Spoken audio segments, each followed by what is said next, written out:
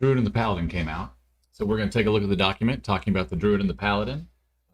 We did some reaction videos earlier talking about the videos that D&D released, and we're not super excited about the Druid. I feel like they've really vanillaed the Druid. They've really made the Druid, just based on what they said, it sounds like the Druid's become very plain and uninspiring, whereas the Paladin sounds like maybe it had some good changes that is going to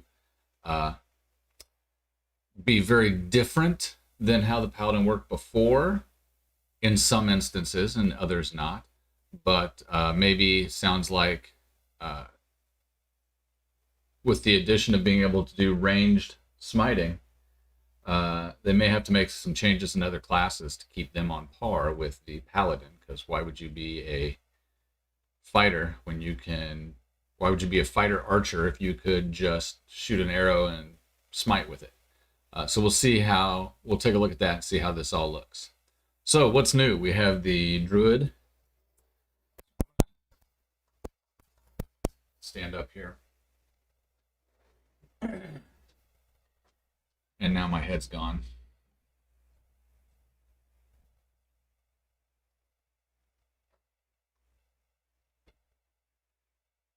My chair used to be the right height that it didn't matter. Okay.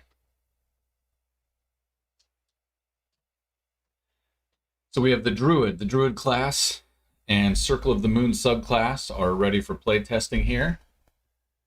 The Paladin class, and Oath of Devotion subclass are ready for playtesting here.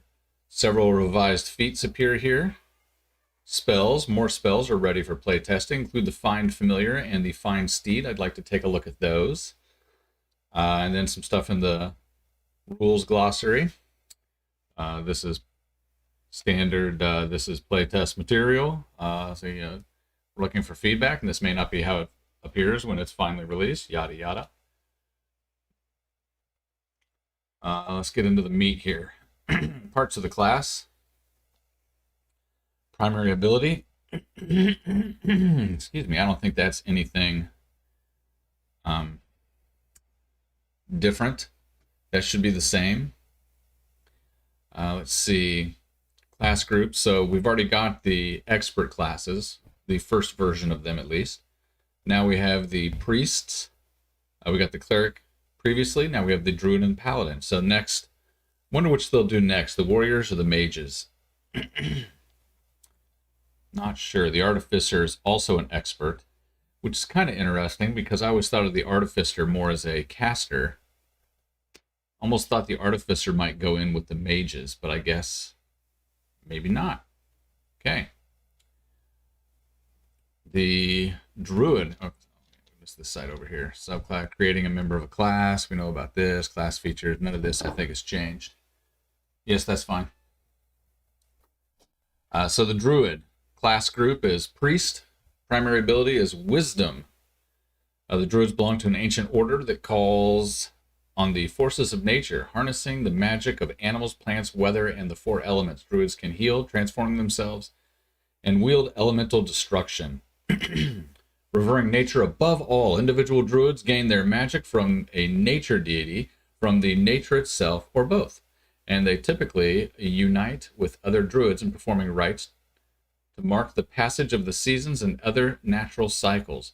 The ancient druidic traditions are sometimes called the old faith, not the new faith. Druids, in contrast to the worship of gods, druids master primal magic, which is oriented towards nature and animals, the power of tooth and claw, of sun and moon, of fire and storm. Druids also gain the ability to take on animal forms, and some druids focus on this practice, even to the point where they feel more natural in their animal form. For druids, nature exists in a precarious balance. The four elements that make up the world, air, earth, fire, and water, must remain in equilibrium. If one element were to gain power over the others, the world could be destroyed, drawn into one of the elemental planes and broken apart into its component elements. Thus, druids oppose cults of elemental evil and others who promote one element to the exclusion of others. They seem to be leaning more into the elemental. I touched on this briefly in one of the previous videos.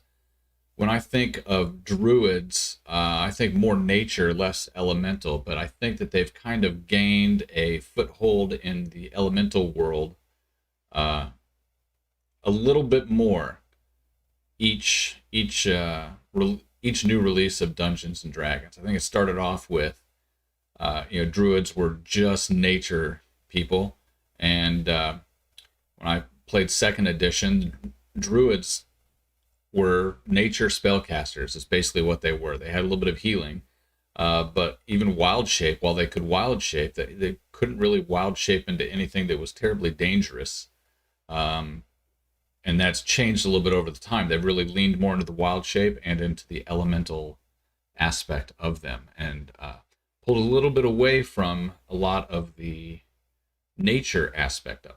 Not really pulled away, just shifted the focus a little bit as people are more interested in turning into a giant bear or something.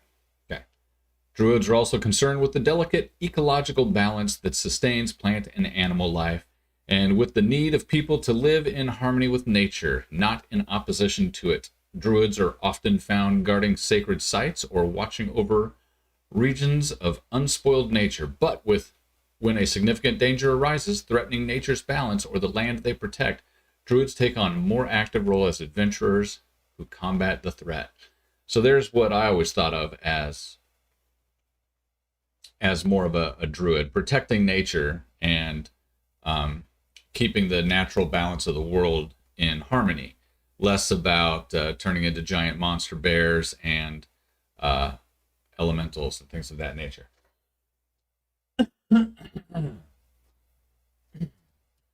Excuse me.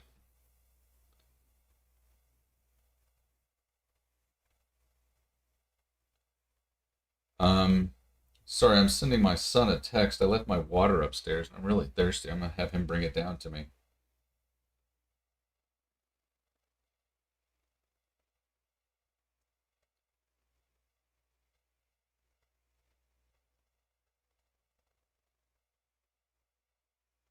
Okay. So let's get into the druid's actual abilities. I'm going to come over here real quick and go to the druid. We may jump back and forth between the two. Druid monsters, frost. No, I want the class. Class is druid. So we can take a look at the actual differences between 5th edition. Let's see. So this one, I'm guessing that proficiency bonus won't change, so we'll, I mean, it looks pretty standard. Oh, wait, that's not, yeah, proficiency bonus is over there. Okay, over here. Yeah, that looks pretty standard. The channel nature thing, that's new. They were talking about that, channel nature being similar to the channel divinity. Breaking up over here, what's going on? I guess the white background behind me is messing with the green screen. So then the cantrips, 2, 3, 4, I think that's pretty, 2, 3, that looks about the same. Cantrips haven't changed. I'm sure the spell progression will be the same. So at first level, you get the channel nature, druidic, and spell casting. Okay, so let's come down here. So we're adding the channel nature in there at first, but we're going to come down a little bit. So we've got D8 proficiencies: light armor, medium armor, shields. Druids will not wear armor or use shields made of metal. We come over here, D8s, that's all the same. Armor training, it just says light armor and shields. So previously we could have, where did that go?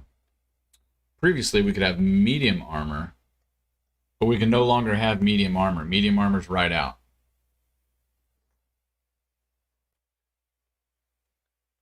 Help at all? Not particularly. So medium armor's out. We can only have druids can only use light armor now, but the forbiddance of metal weapons and of metal armor seems to have been removed. So maybe a little debuff and a buff. Little column A, little column B. Okay, so intelligence and wisdom are their saving throws, and you get to choose 2 from Arcana, Animal Handling, Insight, Medicine, Nature, Perception, Religion, Survival. Arcana, Animal Handling, Insight, Medicine, Nature, Perception, Religion, Survival. I think that was the same, right? Yeah. Okay, and you know Druidic secret language. I believe that.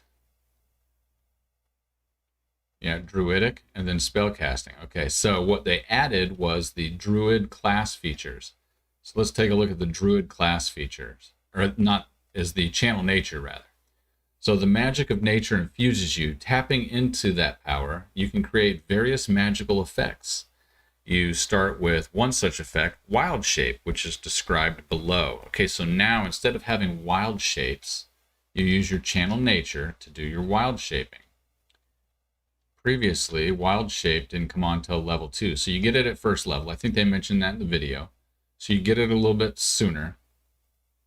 Starting at second level, you can use your action to magically assume the shape of a beast that you have seen before. You can use this feature twice. You regain expended uses when you finish a short or long rest. So a short rest will give you back all of your expended uses. I don't think it works quite that way this time, because if we look at our chart, we only get 2. It does go up as we gain some levels. Let's see what it says down here about getting them back on short and long rest here, another paragraph down. Other Druid features give additional channel nature effects. Each time you use this channel nature, you choose which effect to create from among those you have from this class. You can use your channel nature twice. You regain 1 expended use when you finish a short rest. So previously you got all your uses back on a short rest. Now you just get 1 back on a short rest, and then all of them on a long rest. You gain additional uses when you gain levels. So you get some more uses of it as you go up in level. Wild shape. As a magic action, you transform into the form that you have learned from this feature. You start knowing 1 form, animal of the land. See, this is where I think that it's gonna drop off on us. You start knowing 1 form, animal of the land, which is detailed in the wild shapes section later in the class description. So we'll take a look at that later. You stay in that form for a number of hours equal to half your druid level, or until you use wild shape again, have the incapacitated condition, or die. You can also end wild shape early as a bonus action. Okay, so it takes your action to change into wild shape, which I think was the same before. Moon druids could use it as a bonus, but everybody else had an action, so I don't think that's changed. While in a form, its game statistics replace yours, and your ability to handle objects is determined by the form's limbs rather than your own. You retain your personality, memories, ability to speak, and wild shape. I don't think you retained the ability to speak when you were in wild shape previously. Let's see if it says anything in here. Your druid level determines the beast you can transform into. It's shown in the beast shapes table. It's the second level. For example, you can transform into any beast that has a challenge rating of a quarter or lower that doesn't have a flying or swimming speed. Okay. You can stay in beast shape for a number of hours equal to half your druid level. You then revert to your normal form unless you expend another use of this feature. You can revert to your normal form earlier by using a bonus action. Okay, so that was the same. You automatically revert if you fall unconscious, drop to 0 hit points, or die. Your game statistics are replaced by the beast, but you retain your alignment, personality, intelligence, wisdom, and charisma scores. Alignment, personality, intelligence, charisma, and wisdom. Here you maintain your memories, personality, ability to speak, and the wild shape ability.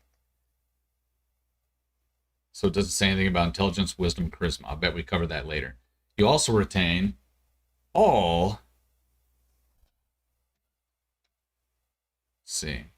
You also retain all your skills and saving throw proficiencies, in addition to gaining those of the creature. Okay, so you get all your proficiencies and the creature's proficiencies. That's nice. If the creature has the same proficiency as you, well, this is the previous one, and the bonus in the stat block is higher than yours, use the creature's bonus. Okay. When you transform, you assume the beast's hit points and hit dice. When you revert to your normal form, you return to the normal, or to the number of hit points you had before you transformed. However, if you revert as a result of dropping to 0 hit points, any excess is carried over. Okay, we knew that. That's previous. This is the 5th edition version. You can't cast spells, and your ability to speak or take actions that require hands is limited to the capabilities of your beast form. So you did not retain the ability to speak previously, though you could maintain concentration. So now you retain your ability to speak. You lose access to all your other features, such as the ability to cast spells. You can continue to concentrate on them, so that stays the same too. But you can't cast spells. You can speak, though. So if you had a verbal-only spell, I feel like you should be able to cast a verbal-only spell because you can speak.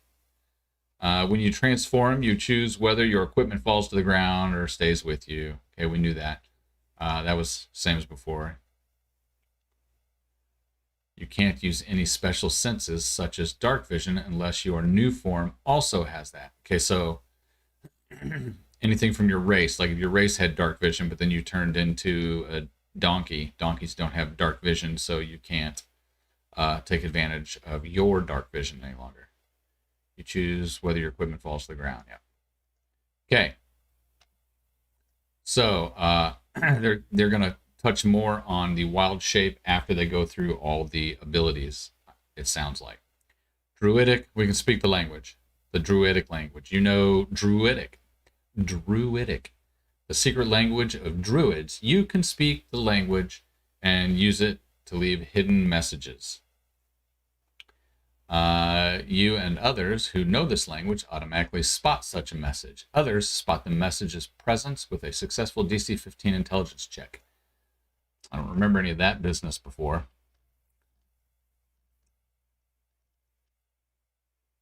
You speak the language and leave hidden messages. Yep, that's all the same. That didn't change. I just never had an opportunity to use it because the time that I used a druid, one of my first characters early on, it was the only druid, so I didn't have anybody to talk to.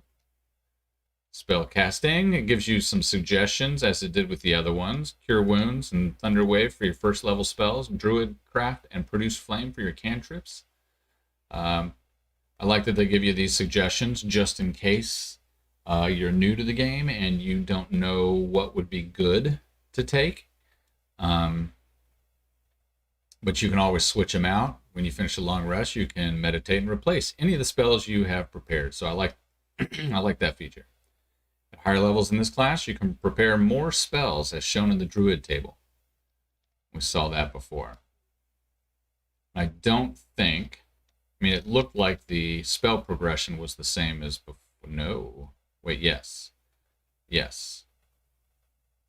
Yeah, the spell progression looks to be the same as it was previously. Right?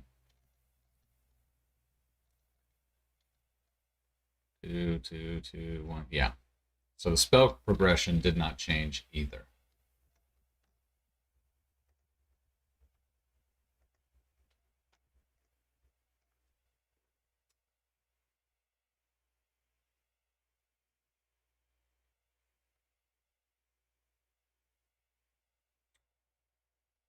See.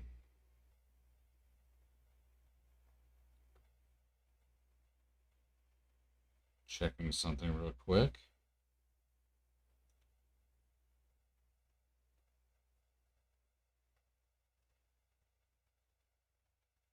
Okay.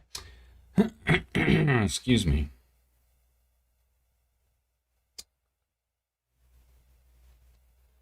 So, the next thing on the list is, okay, so the spell spells. Okay, at higher level in the class, you get more. As a 4th level druid, you can prepare 3 different. See, this is one thing that I wasn't a big fan of with the other ones. Higher levels in the class, you can prepare more spells as shown on the druid table. The number of these the numbers there determine the number of different spells you can prepare for each level.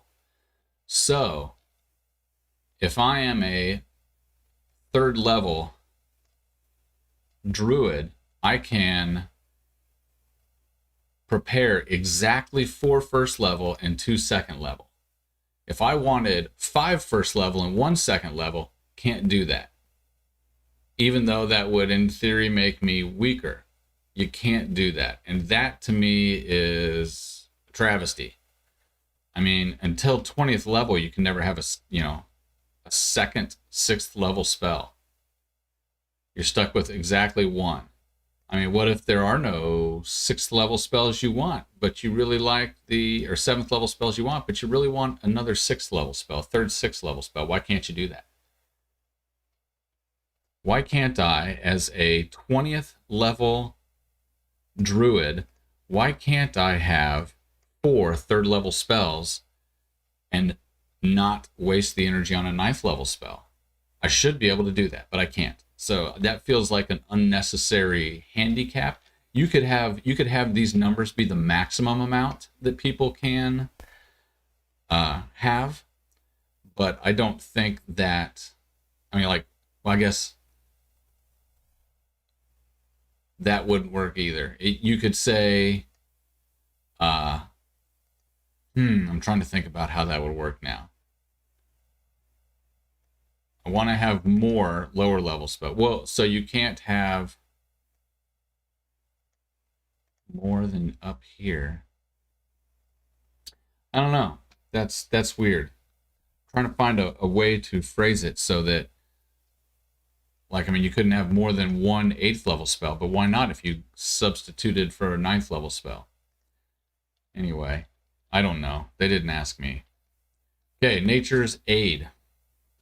You learn 2 more ways to use your channel nature: Healing Blossoms and Wild Companion, each of which is described below. Healing Blossoms.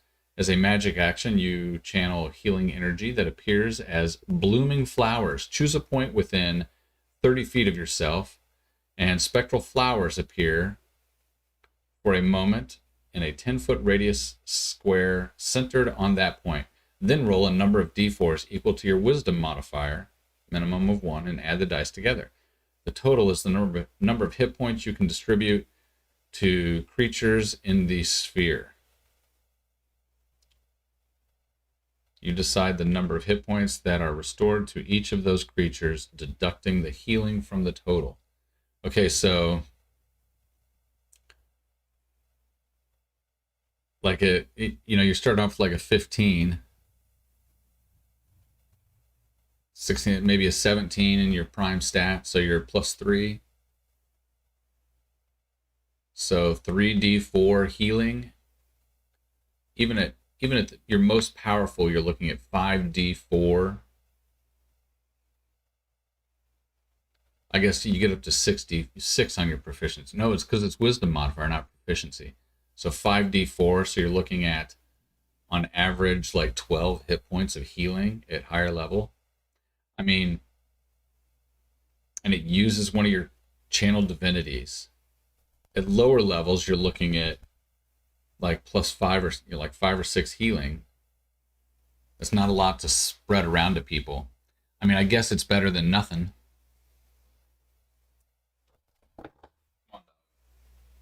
Come on. Dog wanted in. So, I mean, I guess it's better than nothing, but it doesn't seem like a large amount of healing. Although I guess, I mean, even a cure wounds and things like that isn't a large amount of healing. There's so much healing on each individual character with healing surges and stuff like that I think I guess it's fine. I don't know, I'd have to play around with that a little bit and see how I feel about that ability. I mean, other, it's an extra option, so that's good. You get more options to use your channel divinities. If you're getting ready to take a rest and you know you're going to get them back, you could go ahead and use it to heal up a few people, I guess. Wild Companion, you can summon a nature spirit that assumes an animal form to aid you. As a magic action, you can expand a use of your channel nature and cast the Find Familiar spell without material components. When you cast the spell in this way, the familiar is a fae, and it disappears when you finish a long rest. Okay, so you can get a nature companion. Basically, you can cast the Find Familiar spell with your channel divinity. This magic action, you can expend a use of your channel nature and cast a Find Familiar spell without material components. Now we'll have to take a look at the Find Familiar spell that will be down here at the bottom, I'm sure. But there's nothing in here that says if you cast it a second time, it gets rid of the first one. So I wonder if it's possible to use all your channel divinities and or all of your channel natures and have, a half dozen familiars running around with you. Okay, so at level 3, you get your subclass. In this playtest, we'll see the Circle of the Moon, which specializes in beast shape. So we'll see how that alters things. We're not going to read through all of this. It's just telling us that we get a feature from that.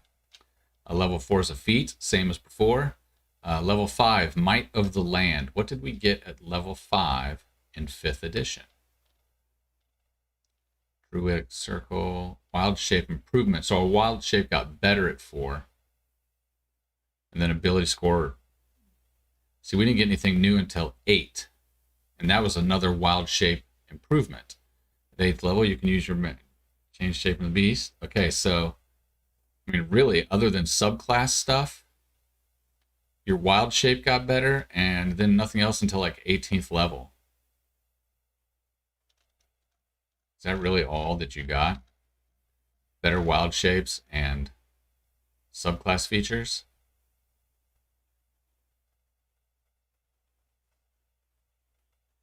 If you're not playing a druid that specializes in shapeshifting, like a moon druid, and you aren't really using your wild shapes very often, that's just not the focus of your character, then in the old version, you don't really get much. You get your subclass features, but there's no other features that come along the way. So now you get Might of the Land. Your connection to the land deepens, empowering the animal of the land form of your wild shape. You unlock the form's climb speed and multi-attack. Okay, so at level 5, your land animals can climb and multi-attack. Another subclass feature at 6, you can become an aquatic, take an aquatic form at 7, feed at 8, aerial form at 9. So by 9, you've unlocked all 3 forms. Subclass feature at 10. 11, you can be tiny. You gain the ability to become a tiny creature. When you transform into a wild shape form, you can make it tiny. If you do so, you can stay in that form no longer than 10 minutes. And the damage you deal is that in that form is halved. So if you turned into a bear, you could turn into a cute little tiny bear. How fun is that? Roar. I'm like this tall, but I'm still doing damage to you with my vicious claws and my bite and my multi-attack that I unlocked back up there at 5, Might of the Land. Level 12, feet. Level 13, alternating forms. You can now rapidly shift between the wild shape form and your normal form. If you're in a wild shape form, you can switch to your normal form as a bonus action, and you can then switch back. That's off a little bit off the bottom there. Yeah. And then you can and you can then switch back into your wild shape form within a minute. or within the next minute as a bonus action. Neither switch expands a use of the wild shape. Well, that's nice. So if you're in wild shape for a while, but you need to switch out to do something real quick, open a door or whatever, I suppose you could cast another spell. You could switch out as a bonus action, cast a healing spell or something on a party member. The next round, cast another spell, and then jump back into your wild shape form with your bonus action, maybe in between combats or something, or during a combat if you need to do something. Okay, so that's pretty cool. I like that. I like being able to hop in and out of your form. You can't do it till level 13, but it's a neat little feature. Subclass feature at 14, Wild Resurgence at 15th level. When you use your wild shape, primal magic radiates from you, allowing you to use healing blossoms as part of the same use of channel nature. Okay, so you can use your channel nature to wild shape and to do the healing blossoms. What was the third one? There was something else. Summon a wild companion, cast the Find Familiar spell. So now, whenever you wild shape or use your wild companions, you can also kick off your healing blossoms for free. So at level 15, you would never need to use healing blossoms again. You could use your wild shape even if you didn't stay in that form, or you could summon another familiar along with the healing blossoms. Level 16 is a feat. Level 17 is beast spells. You can cast spells in any wild shape form. While in such a form, you can perform somatic, and verbal component. You can perform somatic and verbal components, while in such a form, you can perform somatic and verbal components, and you don't need to provide material components. If the spell consumes its material components, you can't cast that spell while in a wild shape form. I feel like they're missing something there. I think it's you can't perform somatic or verbal components. Well, in such a form, because you're able to cast the spells, and you can speak, and you don't need to provide free material components. That's just worded real strange. That needs to be cleared up, but that's fine. So couldn't we do that at some point in the 5th edition version? It's a wild shape improvement. Timeless body, age slowly. Beast spells at 18, yeah. You can perform the somatic and verbal components of druid spells while in beast shape, but you aren't able to provide material components. So this even allows you to use material components as long as they're free material components. It doesn't go away. And then your Archdruid at 20, which you now get at level 18. Whenever you roll initiative, you regain one use of your channel nature. So you can every turn change into a beast, or every combat change into a beast. In addition, the primal magic that you wield causes you to age more slowly, as before. Okay. So here's where we get to they mentioned the epic boons, a feat at level 19, then 20, the epic boons. Choose one of your ability scores. That score increases by 2, and the increase can raise the score above 20. I had concerns about this, although, how many 20th level characters have you ever played? I've never played one. I've run some campaigns where people had 20th level characters, but I've never had a 20th level character. And then you also get an epic boon. You gain the epic boon of spell recall or another epic boon feat of your choice. And I think they said that the epic boons came with ability score increases also. So when you hit level 20, you get an ability score increase, and you get a boon that comes with an ability score increase. So you can raise the score up 4, or 2 of them up 2, I guess. That's what it sounded like to me. In response to playtest feedback, we've made the epic boon feature in the Druid and Paladin more powerful than the versions previously offered. Yeah, some of the boons in the previous playtest document were good, and some of them were clearly not. There was definitely a difference on power level in some of the boons and usability. Some of them were very thematic, but would not really come into play in a game very often, even if you did make it to level 20. All right, now here's where we're going to get to stuff that I have concerns about. The wild shapes. When you use your wild shape, you transform into a form you've learned for this feature. This section includes 3 forms: animal of the land, animal of the sky, or sea, and animal of the sky. As you assume a form, you determine its appearance, selecting an example animal from the form's description, selecting another appropriate animal, or choosing a hybrid form that incorporates visual characteristics from 2 or more animals. The appearance you choose has no effect on the form's capabilities. When choosing an animal appearance for the form, that animal needn't be the same size as the form. For example, you could choose elephant for the appearance and small for the size, creating a form that resembles a little elephant. Okay, so here's where I have the issue with the wild shape. You get a generic stat block.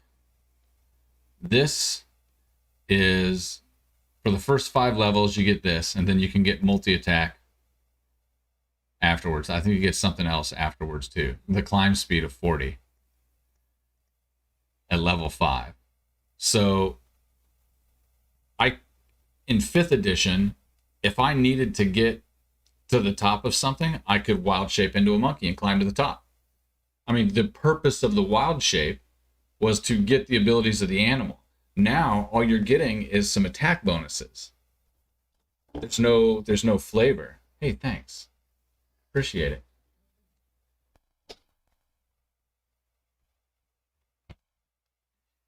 You need to dig, change into a badger. You need to, you want to take advantage of the pounce ability of a panther? You could. They've really made them very vanilla. And I did have somebody in one of the comments in one of my earlier videos had mentioned that they liked the flavor that gets added by being able to do this. So there's more flavor, so I can make it look like whatever I want. And this is how you could make your owlbear, because you can mix features of animals. So you could be an owlbear, but you would have an armor class of 10 plus your wisdom modifier, whether you were an owlbear or a bear or whatever. It's all the same. Your speed is 40. Your strength and dex. Wait a minute, I skipped over hit points. That looks big. You continue to use your hit points and hit dice. So you don't gain new hit points either. Ooh, that's a big debuff. That's a big drop in power. It used to be, as a druid, if you had 40 hit points and you changed into a creature and you were down to 20, and you changed into a creature with 40 hit points, then you had 40 hit points. And when those 40 hit points were gone, you went back to having 20 hit points that you had before you wild shaped. Now you continue to use your hit points and hit dice.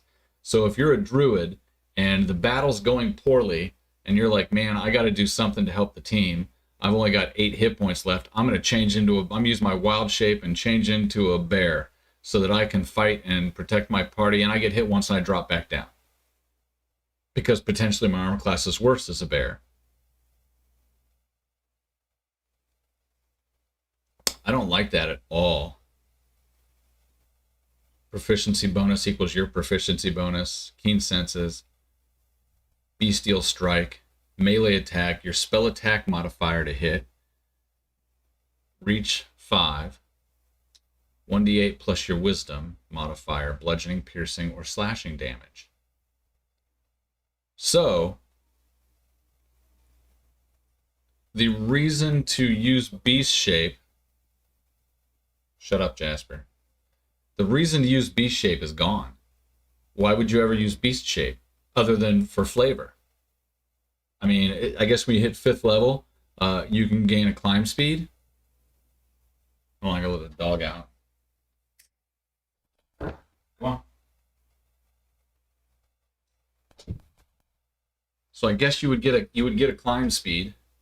You could make at 5th level 2 bestial strike attacks. But if you just stayed in your druid form, let's take a look at an oldie but a goodie shillelagh. So we look at the shillelagh spell. If I can get my big fat head out of the way.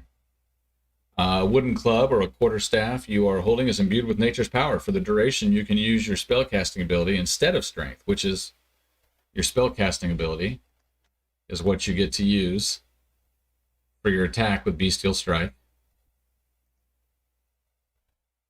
For attack and damage rolls of melee attacks using that weapon. And that weapon's damage dice becomes a D8, which is what you get, if I remember correctly, a D8. D8 damage plus your wisdom, which is same as shillelagh. The weapon also becomes magical if it isn't already. The spell ends if you cast it again. So the only thing, because you've still got your same hit dice and hit points. So you aren't any tougher. You don't have any new hit points to work with. Your armor class is 10 plus your wisdom modifier. So at most of 15. If you had a decent dex and leather armor and maybe a wooden shield, you could have a higher armor class outside of your beast form. You take the strength and dex equal to your wisdom, so I guess your strength and dex goes up, but you aren't using your strength or your dex for anything. Your strength and dex don't figure into your attacks or your armor class, so who cares what your strength and dex becomes? Except for saving throws, I guess. Everything else stays the same as your scores. You do gain dark vision, but most races have dark vision anyway. Proficiency bonus stays the same. Yeah, there's no reason to change unless you want a climbing speed, or at higher levels you can make 2 bestial strike attacks with your multi-attack at level 5.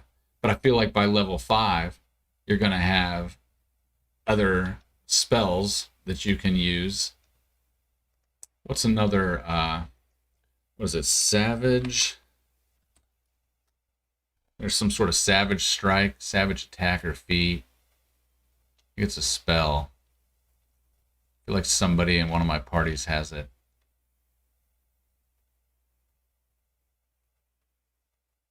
No, that's something different.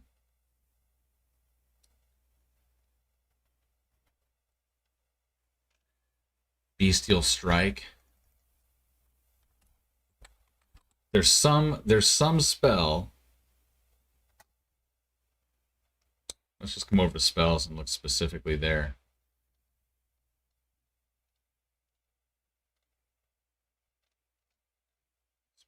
It was a cantrip. Can I filter on this area? I can't. Okay, we're going to go look at spells. Counters dice. Browse spells. I know there's a cantrip. Spell level, cantrip. Filter spells. Let's go with Druid. Filter spells. It's thinking. Oh man, I got homebrew in here too. I want to get rid of homebrew.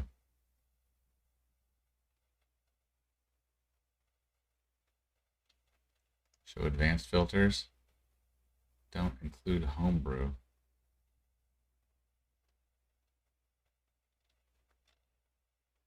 Browse official content. I'm in homebrew and spells. That's not what I wanted to see. Okay, here we go. Official content. Spell level cantrip for a druid. Filter.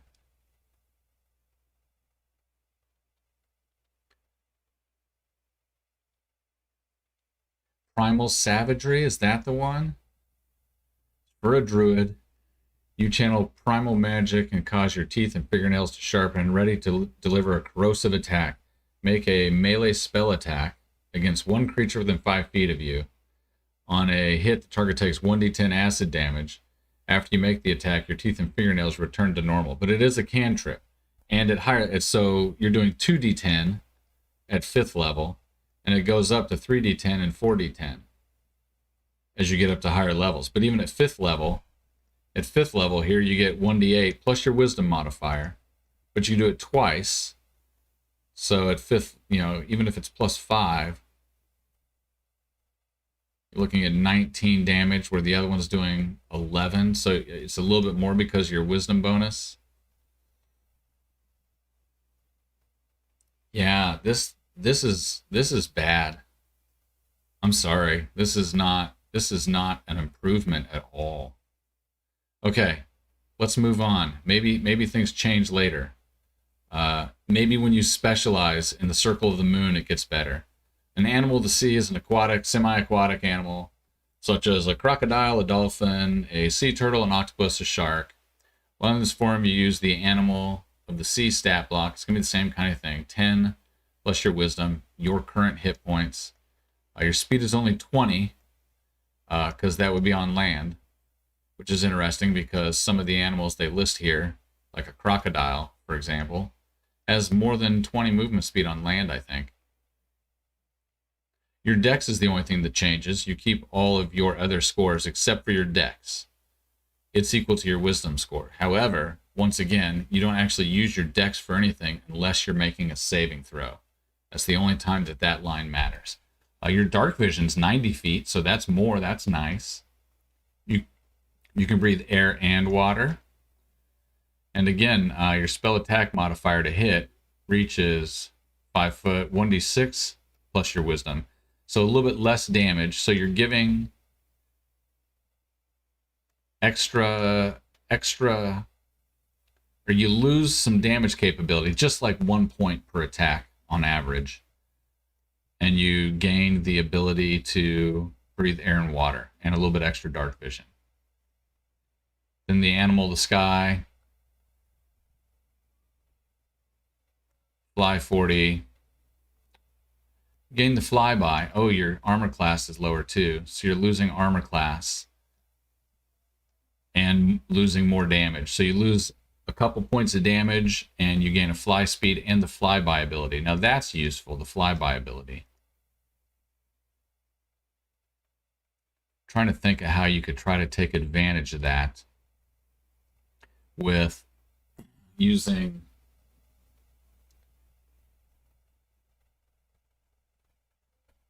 your flyby ability, but somehow not using your bestial strike or multi-attack. If you had something else, some other buff on you from a spell or something, maybe.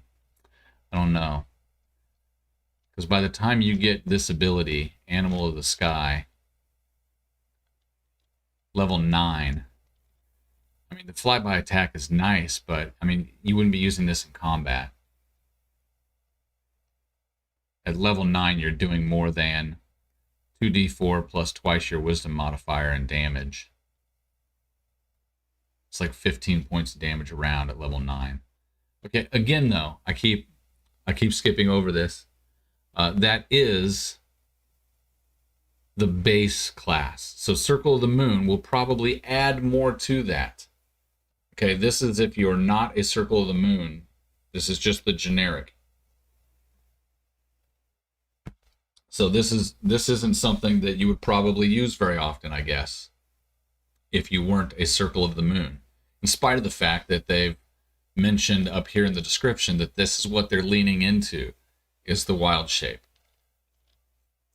That's what people really like to do. So they've really weakened it a lot, I think. A Druid subclass, well, so backing up a little bit, if you're not a Circle of the Moon, whatever bonuses they give to them down here, if you're not a Circle of the Moon, the only reason you would ever use beast shape or wild shape was never to use it in combat anyway. If you weren't a Circle of the Moon, you used Wild Shape for utility reasons. And now all those utility reasons, like these special abilities that the things you shift into, all of their special abilities are gone. So now if you aren't a Circle of the Moon, why would you ever shift into an animal? Unless you want to be small to sneak under a door or slide through a crevice or something. Wow, man, they really weakened that, in my opinion. Okay. Circle of the Moon. Let's see what they give to druids that actually do like to be in beast form. Druids of the Circle of the Moon draw on the magic of the moon to transform themselves and to guard the wilds. Their order gathers under the full moon to share news and perform rituals. They wander the deepest parts of the wilderness, where they might go for weeks on end before crossing paths with another person, let alone another druid. Changeable as the moon, the druid of this circle might prowl as a great cat one night, soar over the treetops as an eagle the next day, and crash through the undergrowth as a bear in bear form to drive off the trespassing monster. The wild is in the druid's blood. Okay, cool. Good talk, Russ.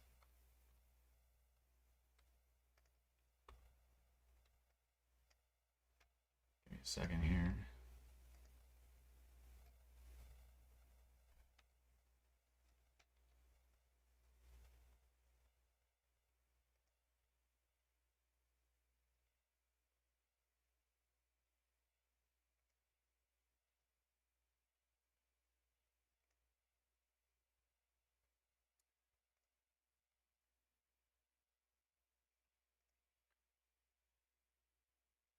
So I don't think.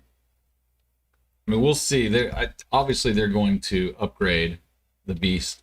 Sorry, I forgot to launch one of my videos. I made a new short.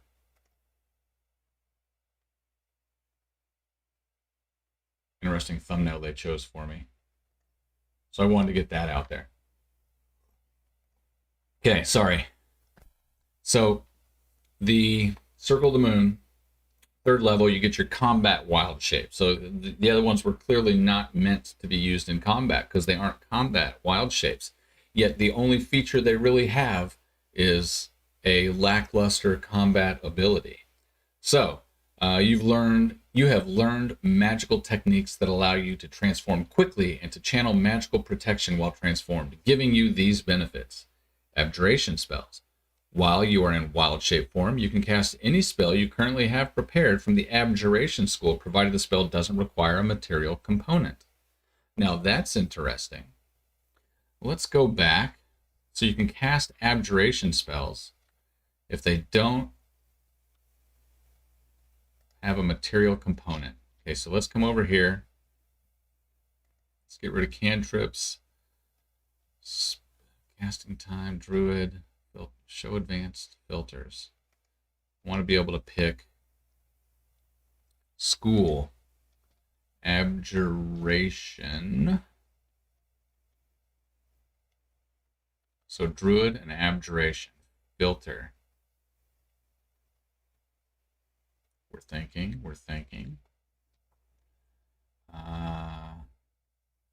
So you could cast, okay, let's sort it by level. Look, by 3rd level, when you gain this ability, you could cast 2nd level spells. So absorb elements. That'd be good. If you're in beast shape, you could use your absorb elements to take half damage and then add some damage to your attack later. Lesser restoration to remove some, blinded, deafened, paralyzed, or poisoned. Imagine getting poisoned by some trap and then your druid in bear form comes over and cures you. I like that. Pass without trace. That has a material component. Can't do that one. Protection from poison. Dispel magic. 3rd level. So you could dispel magic. Protection from energy. That's energy, right? Chops it off. Freedom of movement. Stone skin. Oh, no, freedom of movement, stone skin, both material. Anti-life shell. Primordial ward. So there's a few spells in there.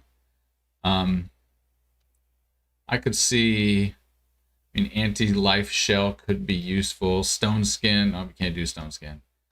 Dispel magic could be useful. Lesser restoration, absorb elements. I guess you could use resistance. Nope, material component. So absorb elements, lesser restoration, dispel magic.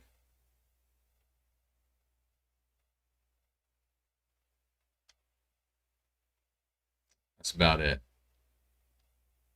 Those three spells would be useful to use while you were in your wild shape. So not a lot of spells that are covered in that, but some useful things. I mean, it would certainly be worth taking those as spells if you were a Circle of the Moon, because you're going to spend a lot of time in your beast shape. So a lot of the other spells wouldn't get used because you're always in beast shape. Quick attack, you can use Unarmed Strike as a bonus action. Cool. Swift Transformation, you can use a bonus action or magic action, but no more than once a turn. So this is where you could do that before. Normally it takes a full action to transform, but Circle of the Moon can do it as a bonus action, so then you could still act during your turn.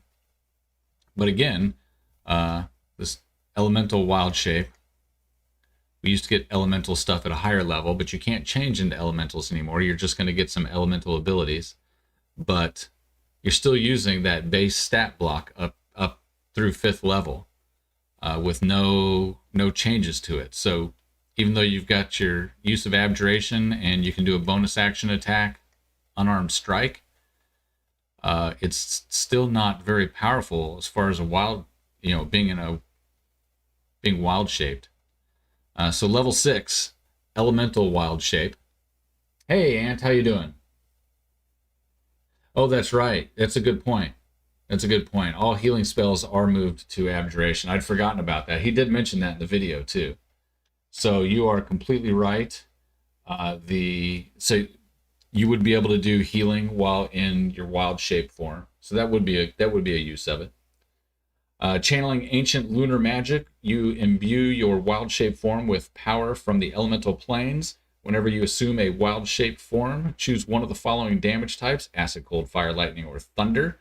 While in that form, you have resistance to the chosen damage type, and the form's bestial strike can deal damage of that type rather than its normal type, with you choosing between the types when you hit. That sounds contradictory. Whenever you assume a wild shape form, choose one of the following damage types. So when you choose a wild shape form is when you have to choose the damage type. So you only get to pick one. I change into, a land animal form and I choose fire. So that's my damage type. When in that form, you have resistance to the chosen damage type, and the form's bestial strike can deal damage of that type rather than its normal type, with you choosing between the types when you hit. So you can change the damage type when you hit, or do you have to continue using whatever it is? That feels contradictory to me.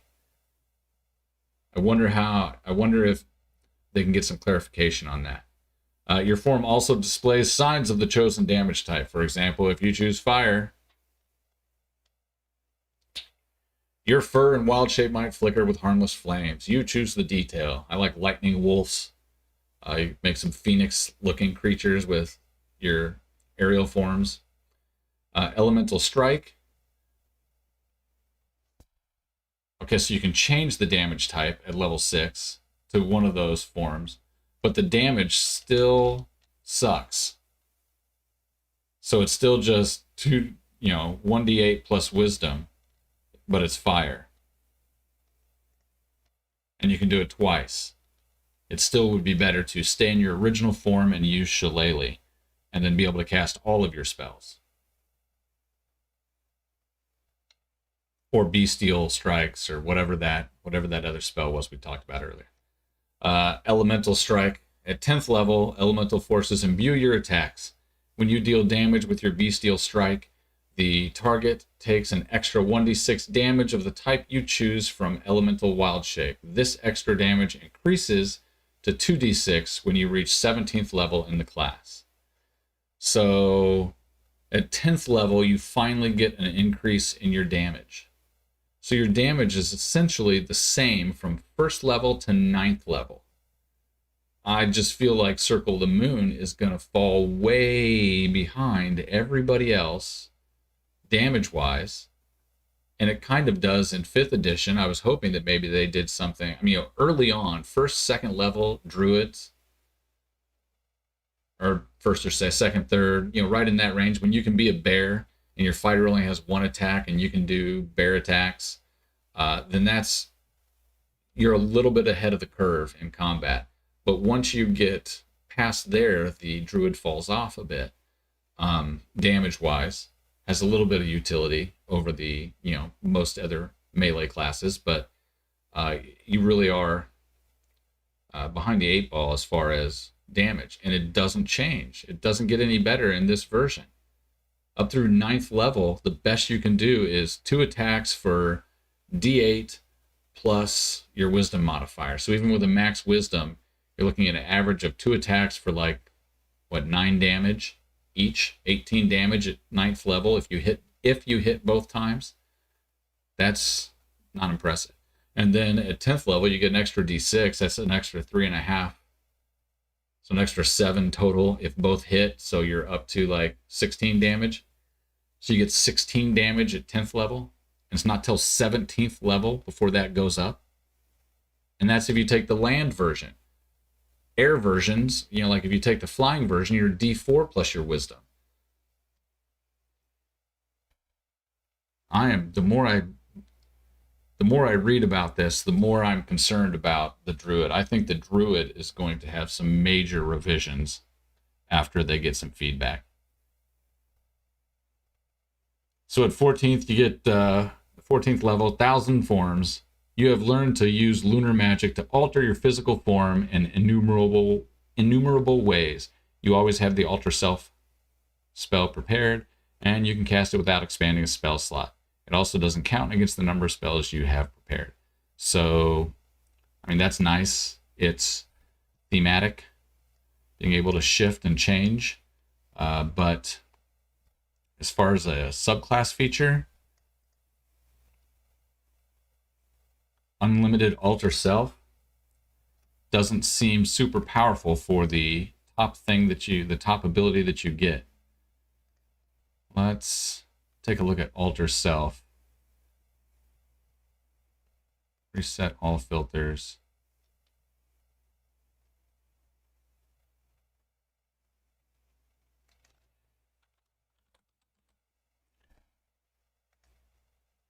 The D&D Beyond's a little slow today. It's almost like there's a bunch of people out there using it. You assume a different form when you cast a spell. Choose one of the following options. So you can get an aquatic adaptation. You adapt your body to an aquatic environment, spouting gills. You can breathe underwater and you gain a swim speed. You could already do that with your wild shapes. You could already pick an aquatic form. Change appearance. You transform your appearance. You decide what you look like, including your height, weight, features, yada yada. Anytime there's natural weapons, you grow claws, fangs, spines, horns, or a different natural weapon of your choice. Your unarmed strikes do D6 bludgeoning,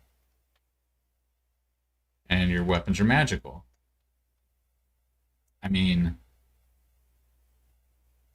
That's a 2nd level spell. Even if you can cast it as many times as you want, that doesn't feel like a 14th level subclass feature to me. And it's not underlined, which means there's not a new version of it down below. Yeah, I'm real disappointed in the Druid. I like the idea of the Druid, but I'm pretty disappointed. Not gonna lie.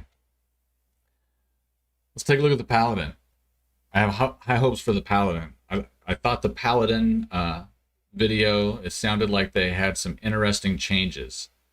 So they're in the priest group. Their primary abilities are strength and charisma. Paladins are united by their oaths and to stand against the forces of annihilation and corruption, whether sworn before a god's altar, in a sacred glade before nature spirits and fey beings, or in a moment of desperation and grief with the dead. Grief with the dead as the only witnesses. A paladin's oath is a powerful bond. Paladin swears to stand against corrupting influence. Okay, good. Different paladin focuses. I think we all know what a paladin is. Almost by definition, the life of a paladin is an adventuring life, for every paladin lives on the front lines of the cosmic struggle against annihilation. Fighters are rare enough among the ranks of the world's armies, but even fewer people can claim the calling of paladin. Okay, so let's see. Let's look at the block here and see what we get on the old version. This is the Paladin class.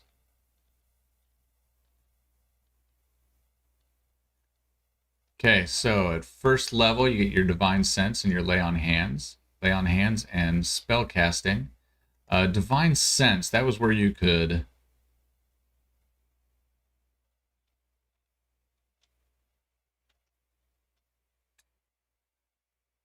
the presence of strong evil registers like a noxious odor. So yeah, I think we get that as part of our, in the 1D&D, I believe that's part of the Channel Divinity that we get at 3rd level. So we get that a little bit later. Divine Smite and your fighting style. Divine Smite, and your spell casting at level 2. Whereas we get it at level 1 now. So we get spell casting a little earlier now. Hit points are a D10. Same as before. All armor and shields, simple martial weapons, wisdom and charisma for saves. That's probably all the same. Simple martial, wisdom, charisma for same. That all looks the same. Okay. So we have our Lay on Hands ability. Your Blessed Touch can heal wounds. When did we get Lay on Hands in the previous one? Was that was the 1st level, wasn't it? Yeah. Yeah. You have a pool of healing power that replenishes when you take a long rest. With that pool, you can restore a total number of hit points equal to 5 times your paladin level. That's not changed. As a magic action, you can touch a creature, which could be yourself, and draw power from the pool of healing to restore a number of hit points to that creature up to the maximum amount remaining in the pool. In addition, you can expand 5 hit points from the pool of healing to remove the poisoned condition from a creature rather than using those hit points to restore. I feel like in the old version you could remove more than just poisoned. Is it just poisoned? Yeah, neutralizing 1 poison, at least to start. Okay. So that's essentially the same at this level at least. Spellcasting, you get this at 1st level instead of 2nd. Resistance, Spare the Dying, Thunderous Smite. When you finish a long rest, you can meditate and replace the spells. Higher levels. For the class, you can prepare more spells, of course. Take a quick look at their... Let's take a look at their chart again. So before, you didn't get any 1st level spells until 2nd level. Now you get them at 1st. Your 2nd level spells come online at 5, and that's not changed. So it goes blank 2, 3, 3, 4, 2, 2, 3, 3, 4. So all they did for spell casting was it's still a nice addition, is you get your 2 cantrips and your 2 1st level spells at 1st level. The rest of the chart looks like it's probably the same. 3 cantrips. Nope, you got more cantrips. Oh no, that's 1st level. Oh, you get cantrips. You didn't used to get cantrips. I see. So that's a pretty big boost. You actually get cantrips now too. So previously, if you were a paladin, you were swinging a melee weapon, if you wanted to hit someone far away, you would have to use you'd have to use your, a bow and arrow or something. But now you could have some ranged cantrips for damage. You could also use things like green flame blade or booming blade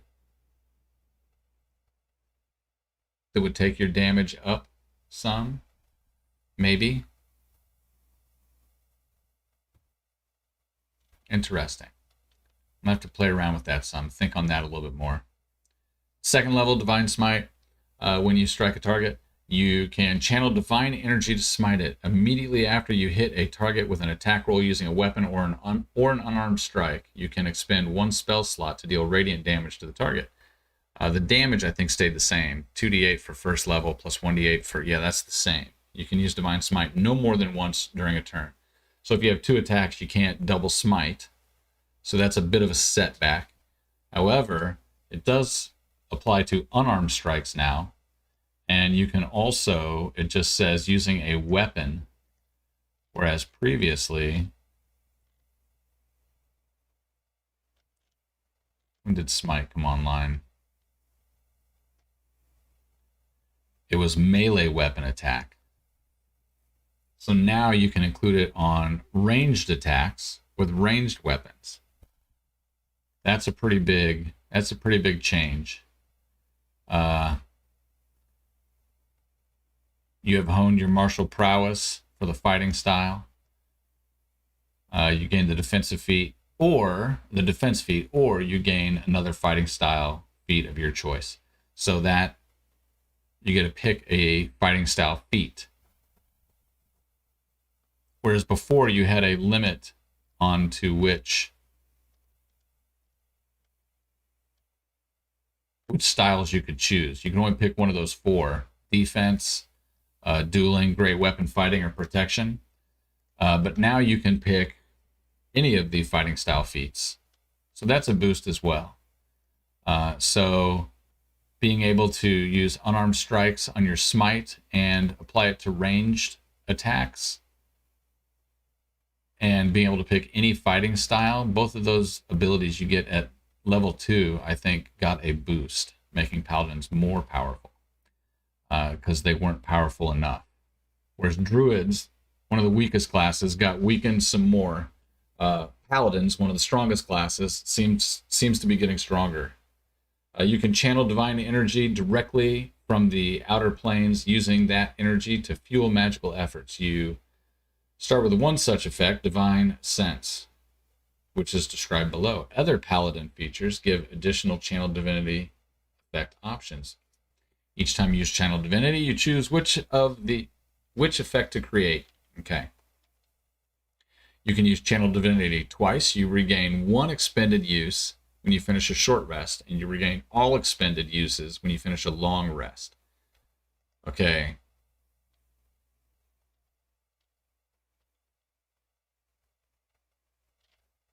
Where is that one in here? Divine Sense. Isn't that what we're looking at? Divine Sense? No, this is channel divinity.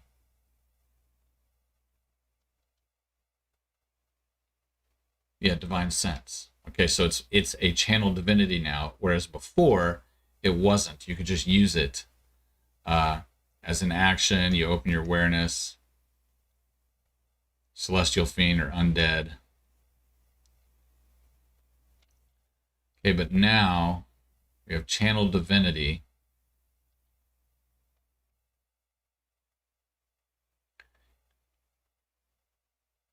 Previously, you can only do it once until you took a short rest. You got back your 1 use every short rest.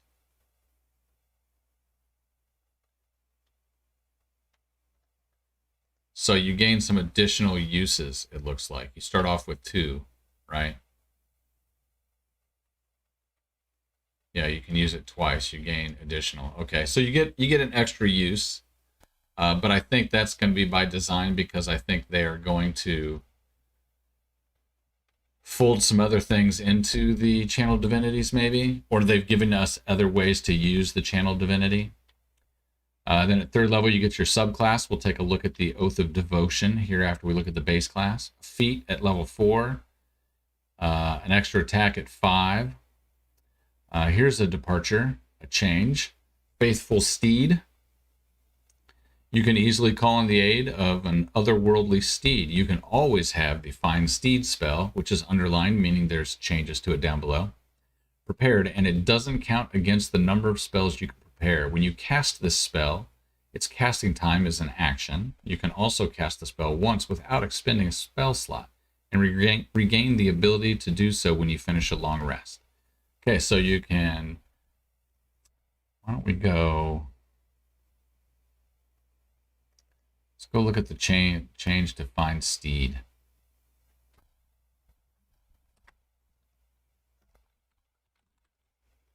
Find Steed.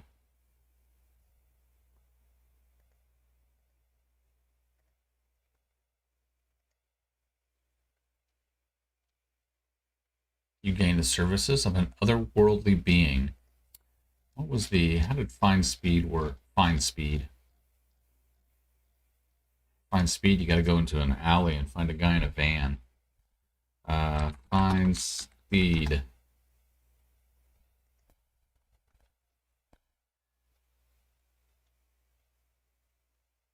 Unusually intelligent, strong, and loyal steed. It's a spirit. Long-lasting bond, appearing in an unoccupied space, war horse, pony, camel. Your GM might allow other animals to be summoned to steeds. Steed takes on the form that you choose. Okay, so these options they're giving us is specifically what it can be, with at least an intelligence of 6. Okay. So here, steed resembles a large rideable animal of your choice, such as a horse, camel, dire, wolf, or an elk. Whenever you cast the spell, choose the steed's creature type, celestial, fey, or fiend, which determines certain traits in the stat block. Combat, the steed is an ally to you and your companions. In combat, it shares your initiative count and functions as a controlled mount as defined in the rules for mounted combat. If you have the incapacitated condition, it takes its turn immediately after yours and acts independently, focusing on your protecting you. Otherworldly steed, okay.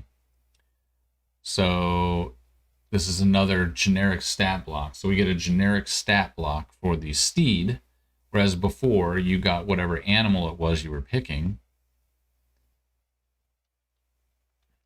You have telepathy with it. Armor class 10 plus 1 per spell level. Hit points 5 plus 10 per spell level.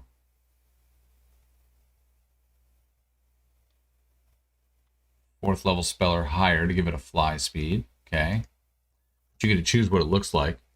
So you could make yourself an elephant. A flying fiend elephant. I mean, I like the theme of how that works. When you regain hit points from a spell of first level or higher, the steed regains the same number of hit points if you're within 5 feet. Otherworldly maul. So it gets an attack. Okay. Varying damage types. I mean, heck, the steed's attack's almost better than the wild-shaped druids. Fey Step if it's Fey. Fell Glare if it's Fiend. Healing Touch if it's Celestial. Bonus action. The steed touches another creature and restores a number of hit points equal to 2d8 plus the spell's level. How often can it do that? Can it do that every turn as a bonus action? Oh, recharges after a long rest. Woo! So it can do it one time. It can teleport one time. It can scare things one time, or it can heal one time. Okay. All right, I was worried there for a minute. Although still, that's already as good as I mean, even without these bonus abilities, it's practically as good as the Druid's Wild Shape already. And it's just the horse. It's not even the guy. It's not even the guy.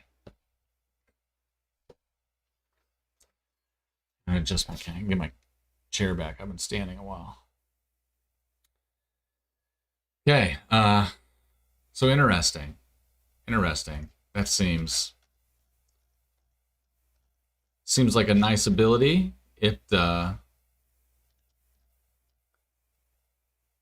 seems pretty powerful. That was the Faithful Steed. So then we get a subclass feature at 6. We'll take a look at that in a minute. Aura of Protection at 7. Didn't you get this at 6 before? You radiate a protective, invisible aura that extends 10 feet from you in every direction, but it doesn't extend through total cover. You and your allies in the aura gain a bonus to saving throws equal to your charisma modifier. If another paladin is present, a creature can benefit from only one aura of protection at a time. I think that's pretty standard. Well, let's see. But it doesn't extend through total cover. Okay, yeah, I believe that was how it worked before. A feat at 8, 9, abjure enemies, or abjure foes. As a magic action, you can expend 1 use of your channeled divinity to overwhelm foes with divine awe. As you present your holy symbol or weapon, you can target a number of creatures equal to your charisma modifier that you can see within 60 feet of yourself. Each target must make a wisdom saving throw. On a failed save, the target has the dazed and frightened condition for 1 minute, or until it takes any damage. On a successful save, the target has the dazed condition for 1 minute, or until it takes any damage. Each target must make a wisdom saving throw. On a failed save, the target has the dazed and frightened condition for 1 minute, or until it takes any damage. On a successful save, the target has... So you can use your channeled divinity.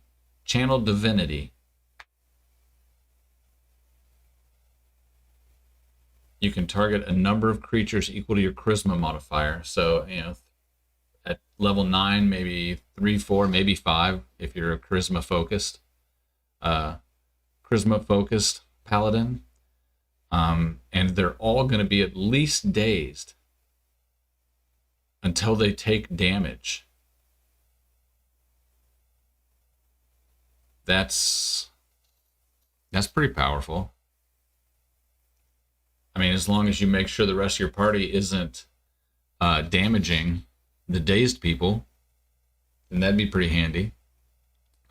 Subclass feature at 10, Radiant Strikes at 11. You are so suffused with divine might that your weapon strike carries supernatural power with them. When you hit a target with an attack roll, using a simple or martial weapon, the target takes an extra 1d8 radiant damage.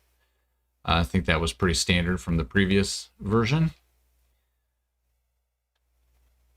Extra d8 radiant on your attacks. So while fighters get... my camera's messing up. While fighters get additional attacks at 11, you just add more damage at 11.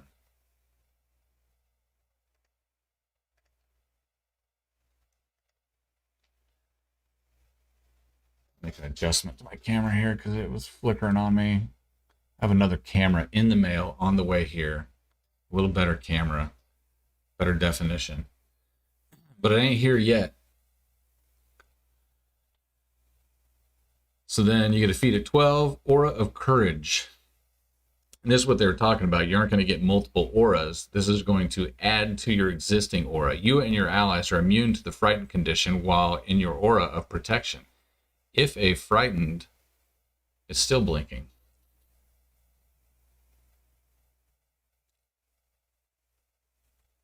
If a frightened ally enters the aura, the condition is suppressed while the ally is there. So you can remove the frightened condition from allies for a little bit, as long as they stay near you. Please help me, Big Paladin, I'm scared. Subclass feature at 14. 15th level, Restoring Touch. When you use the Lay on Hands on a creature, you can also remove one of the following conditions from the creature: blinded, charmed, dazed, deafened, frightened, paralyzed, or stunned. You must expend 5 hit points from the healing pool of your Lay on Hands for each of these conditions you remove. Those points don't also restore hit points to the creature. 17th level, your aura expands. 18th level, Whenever you roll initiative, you regain 1 use of your channel divinity. So you get a bunch of uses of your channel divinity. That's nice. Level 19, you get the feat, and then the epic boon. Again, same as before. You get the epic boon and the ability score increase. Let's take a look at the Paladin subclass. The Oath of Devotion. A little blurb up here about breaking your oath. Don't break your oath.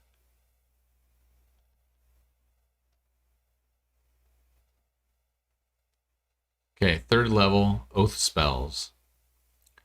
You always have certain spells ready when you reach a Paladin level specified in the Oath of Devotion spell table. You thereafter always have the listed spells prepared. These spells don't count against the number of spells you can prepare, and they follow the rules of this class's spellcasting feature. Free casting. You can cast one of your prepared spells from this feature without expending a spell slot, and you must finish a long rest before you can use the benefit again. So you get 1 free shot from these. Protection from Evil and Good, Shield of Faith, Aid, Zone of Truth, Aura of Vitality, Blinding Smite, Guardian of Faith, Staggering Smite, Commune, and Flame Strike.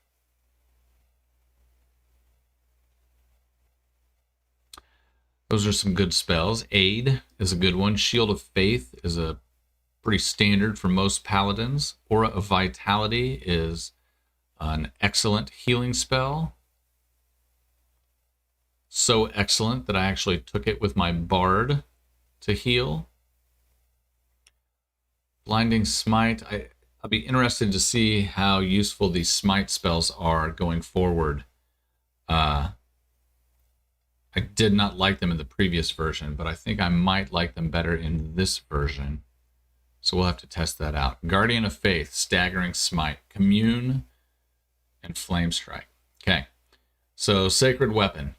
As a bonus action, you can expend 1 use of your channel divinity to imbue 1 simple or martial weapon that you are holding with positive energy for 1 minute.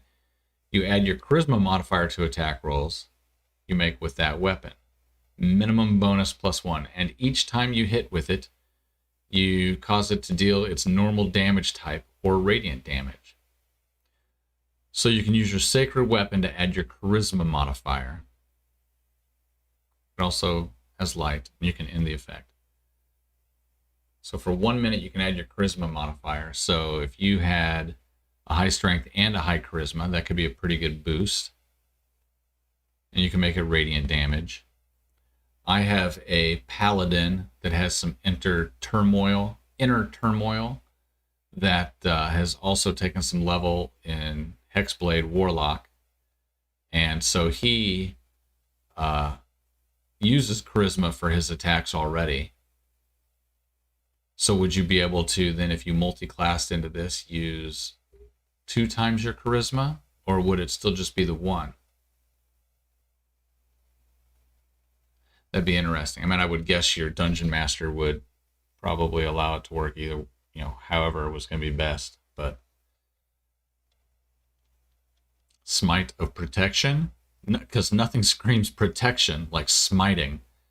Your divine smite now radiates protective energy that allows you and your allies to stay in the fight whenever you use the divine smite. Choose yourself or an ally within 30 feet. Chosen creature gains temporary hit points equal to 1d8 plus the level of the spell slot used for the divine smite. Now that's pretty big.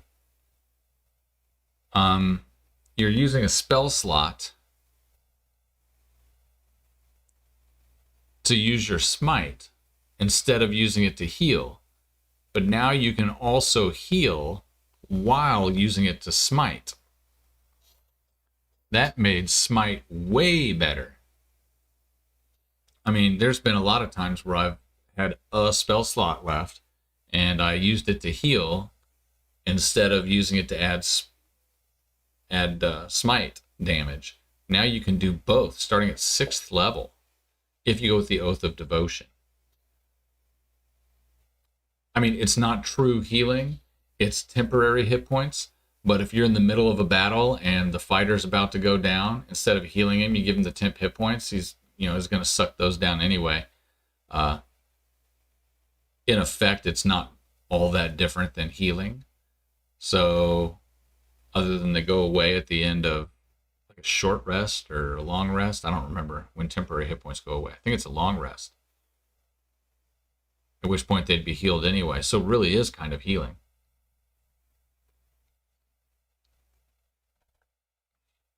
At 10th level, you and your allies are immune to the charmed condition while in the aura. If a charmed ally enters the aura, that condition is suppressed while the ally is there. That's interesting. Level 14, Holy Nimbus. As a bonus action, you can imbue your aura of protection with holy power. The aura gains the following benefit for 1 minute or until you end it as a bonus action. Radiant damage. Whenever an enemy starts its turn in the aura, the creature takes radiant damage equal to your proficiency bonus plus your charisma modifier. So you can get up to 11 points of damage whenever an enemy starts its turn there. So if you had that on, you could move into a group of enemies that they would all then take up to 11 damage. Although I suppose at 20th level, your wisdom modifier could, or your charisma modifier could be as high as 7. So you could be up to 13. If you don't get this till 14th level, I think you're 5. So that's probably, you're probably always doing at least 9. At least 9 at that point. And it's sunlight. Specifically, the aura is filled with bright light that is sunlight. That's interesting. If they still have creatures with sunlight sensitivity, though we don't know anything about what the creatures will have because they're not going to give us any creatures for ages. I wouldn't think that we would see. Someone mentioned in my comments of one of my videos earlier that the UA in here somewhere mentions that they're going to do all the player's handbook stuff first and then move over to stuff like the monster manual, like that kind of stuff. But I really wish they wouldn't, because you have the players that you're testing, but you're testing, the next version of D&D characters with the previous version of D&D monsters. If you really want us to test them, let us test them against the actual creatures we're going to be playing against. I mean, at least give us a handful so we can see what they look like, what kind of abilities they have. Give us a couple of beasts so that we have some idea what they look like. Bears, maybe, or I don't know. Maybe in this next version, every monster is going to look just like the stat block for the beast, the druid wild shape. Wouldn't that be interesting? If every CR half had the same stat block, and you flavored it however you wanted to flavor it. And if you wanted to add, that'd be interesting if it was all modular. So like, CR half has this many hit points. If you want to make it a CR1, you simply add another feature where that feature is additional hit points in armor class, or the ability to fly, or what have you. And so you essentially that's kind of how it is with homebrewing a creature anyway. I wonder if they're going to do something like that, or if they will have all of them actually statted out. Anyway, that's it for the subclass feature for the Paladin. It was a bonus action, be able to do the extra radiant damage from your aura, and it's sunlight, so something that has sunlight sensitivity could be affected. Once you use this feature, you can't use it again until you finish a long rest. Okay, let's look at some of these feats real quick. The makeup of the feat, we've talked about that before. Bonus feats at 20th level. A DM can use bonus feats as a form of advancement after characters reach 20th level. To to provide greater power to characters who have no more levels to gain. With this approach, each character gains 1 feat of their choice for every 30,000 experience. The character earns above 355,000 experience. Epic boon feats are especially appropriate for these bonus feats, but a player can choose any feat for which their 20th level character qualifies.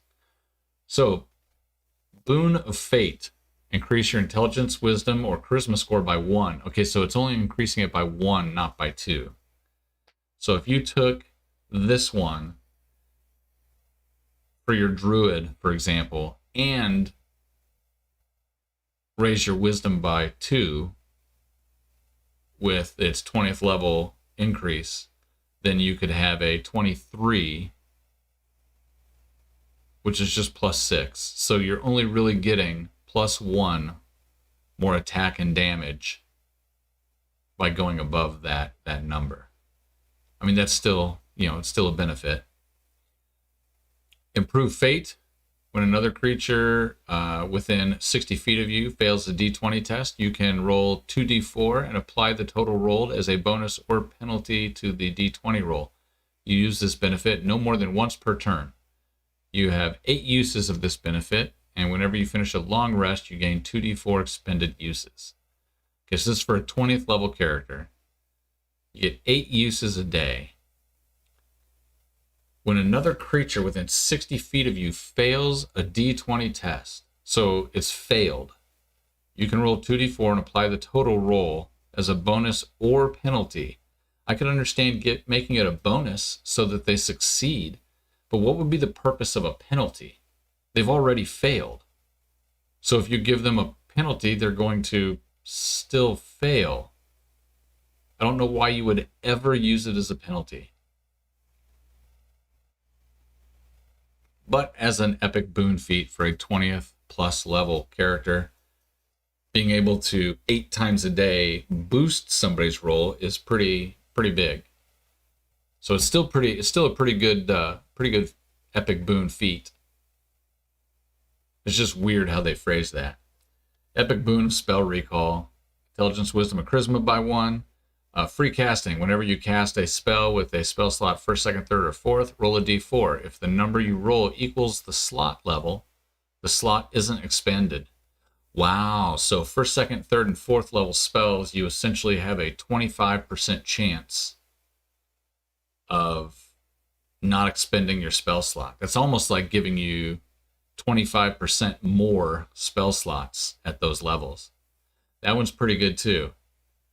So previously I had issues with the epic boons that they weren't very powerful, but those both seem pretty good. Boon of True Sight. You have True Sight within a range of 30 feet. I'm not sure why it would only be intelligence, wisdom, or charisma. Why? What do any of those have to do with sight? And it's only for the priest group. So wisdom and charisma are the only ones that you would really, intelligence. That's an interesting choice. And those are the only 3 boons that are in there. But True Sight within that range is still pretty good. True Sight. Does True Sight see through darkness?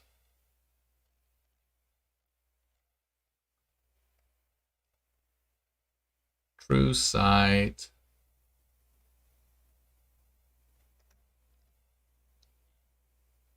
Where are you? Here we go. Yeah, can see through normal and magical darkness.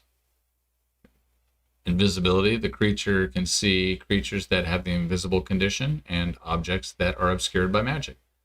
Can determine illusions, transformations, and see into the ethereal plane. That's pretty cool. Being able to see through all the darkness and stuff is nice.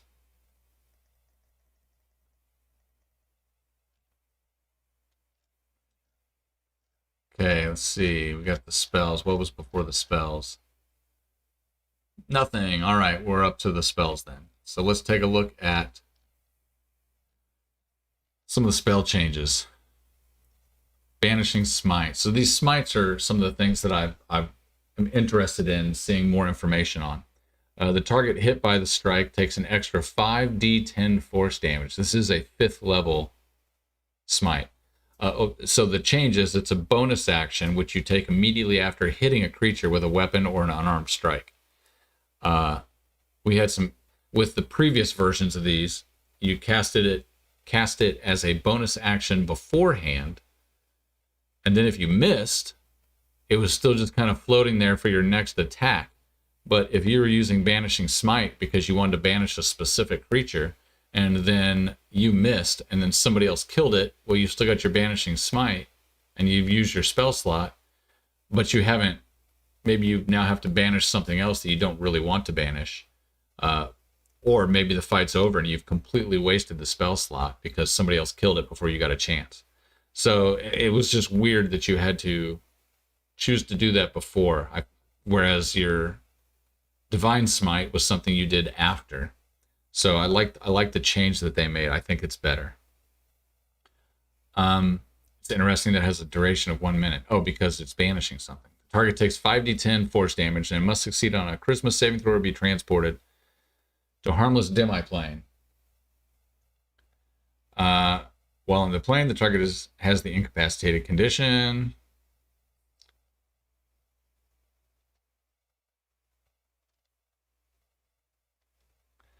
And if it lasts for a full minute, if it makes it its full duration, and the creature is aberration, celestial, elemental, fey, or fiend, it doesn't return. It goes back to its own plane. At higher levels, when you cast a spell, it does extra d10 per spell slot. The extra damage increases by d10 per spell slot above 5th. I feel like I'm missing something here. Paladin doesn't get any spell slots above 5th. I guess other classes could take it. I mean, that feels unfair. That would mean if another class could take it,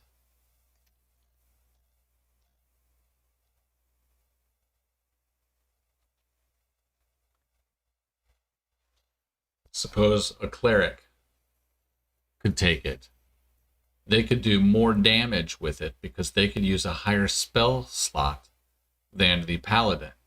So the smite spells could be more powerful outside of the paladin's hands. I mean, I don't see anything in here that it said, other than it's a divine spell. I don't know what else would limit another divine caster from using it.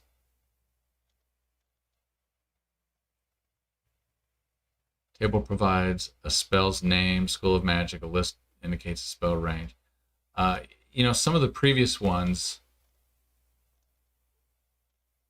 they could only use certain classes, and I skipped kind of over that.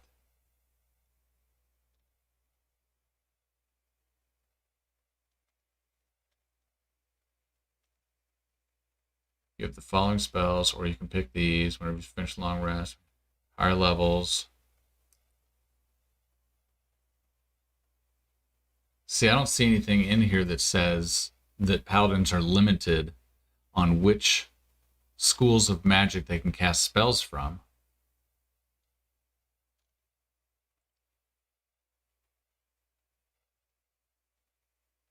So while the bard, who was the other expert, and the ranger had limitations on which spells they could take from the spell class, or from the spell list, it doesn't look like the paladin does.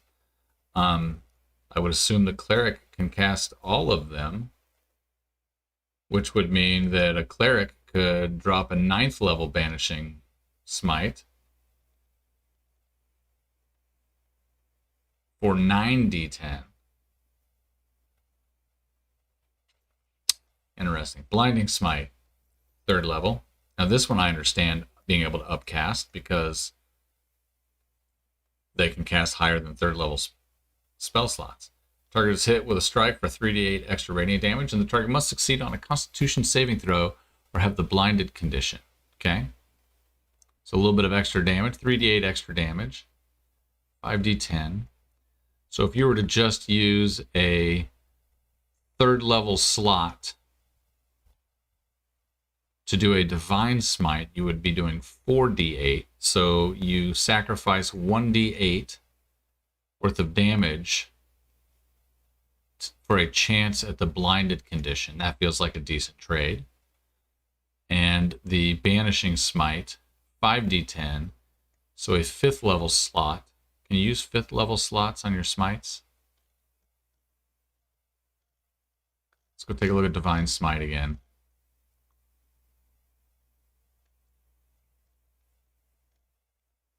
Oh, it's up here somewhere. Yeah, the damage is 2d8 for first level plus 1d8 for each slot above it. It doesn't say anything about a limit on it. So at 5th level, you'd be doing 6d8, which comes out to an average of 27 damage. And on average, 5d10 is going to give you 27.5.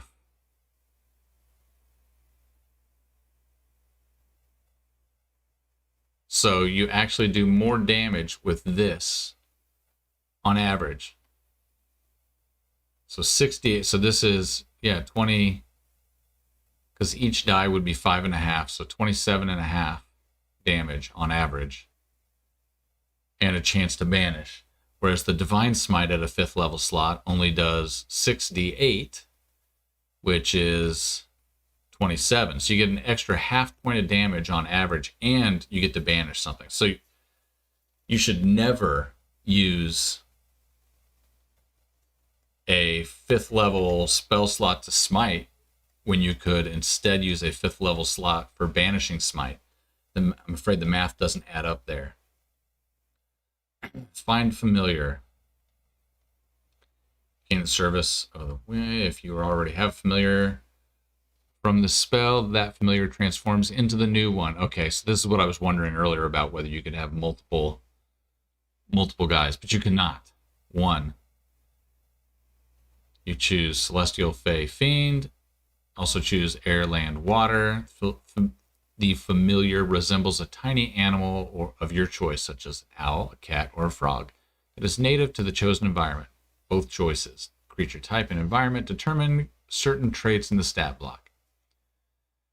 Familiar is an ally to you and your companions in combat. It shares your initiative count, but it takes its turns immediately after yours. It obeys your commands, no action required by you, but the familiar can't attack unless you use your reaction on its turn to command it to do so. So you can use your reaction to have your familiar attack. That's different than before. If you don't have a lot of ways to use your reaction, then this would be a good use of it. Get an attack from whatever this creature is. We'll take a look at the stat block in a minute. There were tricks you could do before, like giving dragon breath to your familiar or something, because that's not an attack as per the rules. If you don't issue any commands, the familiar takes the dodge action and uses its move to avoid danger. Okay. So that's a little bit of a boost already. The familiar disappears when it drops to 0 hit points if you just miss it as a bonus action or if you die. When it disappears, it leaves behind anything it was wearing or carrying. If you cast the spell again, you decide whether you summon the familiar that disappeared or a different one. So that's interesting. You could resummon the same spirit, so you could develop some sort of a bond with it, as opposed to just bringing in a random spirit all the time. That's fun. That's something that mechanically isn't a big deal, but that is, for role play and theme purposes, interesting. The interesting thing also is when it disappears, it leaves behind anything it was wearing or carrying. So could you buy small armor and small weapons for your little celestial buddy that you summon? I guess it has to be an animal, doesn't it? But so it probably can't use a tiny animal of your choice. Wonder if you can get it some barding. Give it some armor. Remote viewing is magic action. You can see what the familiar sees and hear what it hears until the end of your next turn. Higher levels, when you cast a spell, use the higher level. Oh, using a spell slot of second level or higher, use the higher level whenever the spell's level appears in the stat block. Okay, so the stat, 10 plus 2 on the armor class for land, plus 1 per spell level. So if you use a higher spell level, give a better armor class. Hit points, 2 plus 2 per spell level. Okay, so it still doesn't have very many hit points. Speed is 30, climb is 30 for land form, fly 30 for air form, swim 30 for a water form. Dark vision, passive telepathy, amphibious, water only, familiar can breathe air and water. Extra dimensional escape, recharges after a long rest. When the familiar would drop to 0 hit points, it instead drops to 1 hit point and vanishes into an extra dimensional space, leaving behind anything it was wearing or carrying. It remains there for 1 hour or until you summon it as a magic action. Then it reappears in your space. Nice, you can keep your same guy around. Otherworldly Scratch. So this is the melee attack. 1 plus the spell level of radiant, psychic, or necrotic damage. Not much. And Deliver Spell. When you cast a spell, as a reaction, when you cast a spell with a range of touch, the familiar can deliver the spell with its touch. To do so, the familiar must be within 120 feet of you. So you can have your familiar go and heal somebody or shocking grasp somebody or something along those lines. It's interesting. We looked at Find Steed earlier, so we won't look at that again. Glimmering Smite. This is a second level slot. So the second level slot, you would normally get 3d8, which is going to give you 13.5 points of damage. As here you get an extra 2d6, so it's about 6 more damage, or 6 less damage than just a regular smite.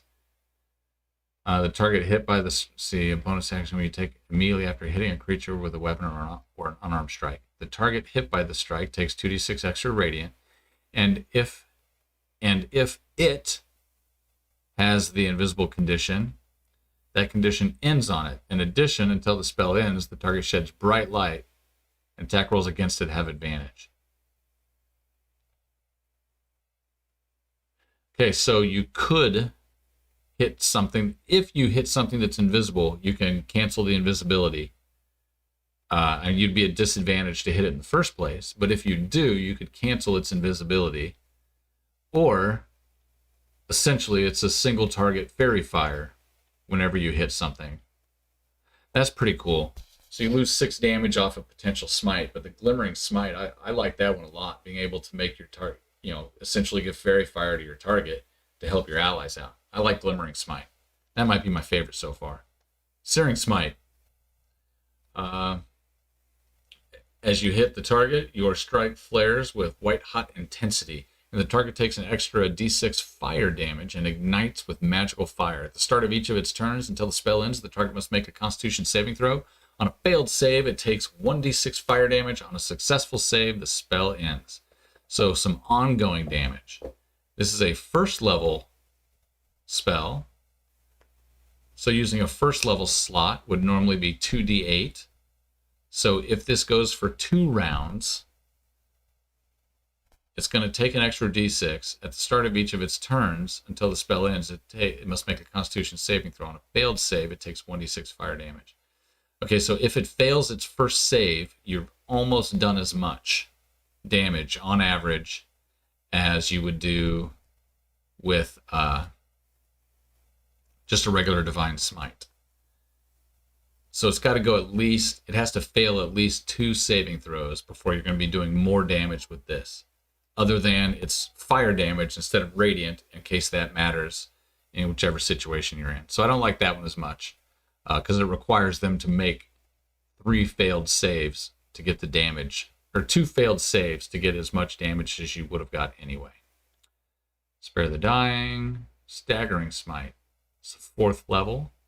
As you hit the creature, your strike pierces both body and mind. The target takes an extra 4d6 psychic damage, and the target must succeed on a wisdom saving throw or be stunned. Okay, so 4d6, you're looking at 14 average whereas you're looking at 22.5, so it's about 8 points more damage, or 8 points less damage than a Divine Smite, though gives you a chance to stun them. So that'd be worth 8 less damage on average to be able to stun somebody. That seems worthwhile to me.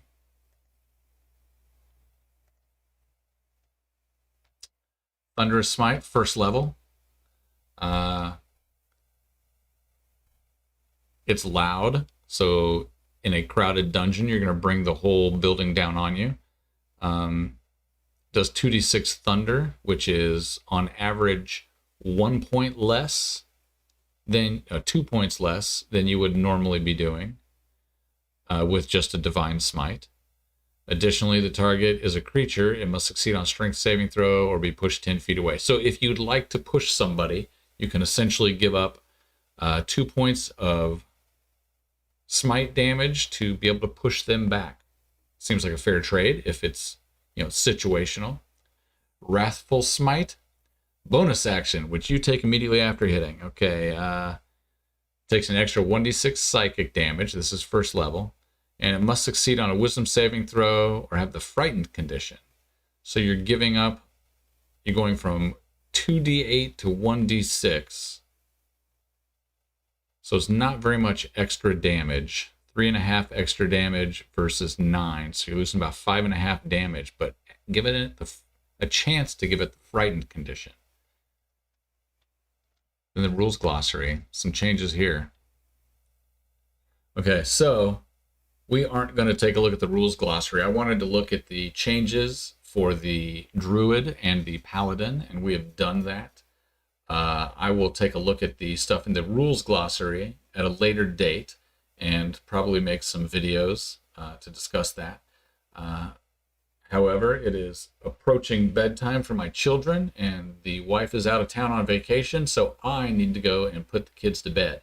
So I'm going to sign off now, but everybody that stopped by or anybody that watches this later, thanks for coming by and watching, and we hope to see you again soon. And hopefully we can do some more of these. This is my first YouTube stream. I've streamed on Twitch many times, but this is my first YouTube one. So it was a little bit different. So thanks for coming by.